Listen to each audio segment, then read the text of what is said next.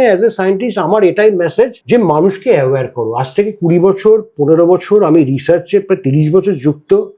আমি জানি যে মানুষ এখন অ্যাটলিস্ট এই এই জলের মধ্যে যে কন্টামিনেন্টস গুলো আছে এই টার্মগুলো মানুষ জেনে গেছে। সুতরাং এই সচেতনতাটা আরো বেশি বাড়ানো উচিত। আমার জলে আর্সেনিক আছে, টিউবওয়েল ওয়াটারে বা ফ্লোরাইড আছে, মানুষ তখনই কিন্তু বিকল্প পথের ব্যবস্থা করবে। যে জলকে সম্মান করতে হবে, জলকে প্রিজার্ভ করতে হবে, জলকে রক্ষণাবেক্ষণ করতে হবে, জলের মিসইউজ বন্ধ করতে হবে, এবং ভূগর্ভস্থ জল আমরা যত কম পারবো তত কম উত্তোলন করবো।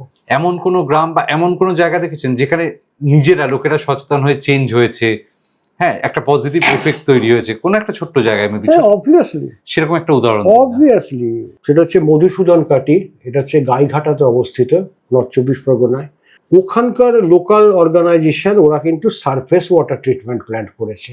ওরা কিছু পয়সার যারা টার্গেটেড আর্সেনিকোসিস পেশেন্ট তাদের বিনা পয়সায় সাপ্লাই করে, যারা এখনো আর্সেনিকোসিস ধরা পড়েনি জেনারেল গ্রামবাসী তাদের 20 টাকা করে 20 লিটার জারিকে বিক্রি করে।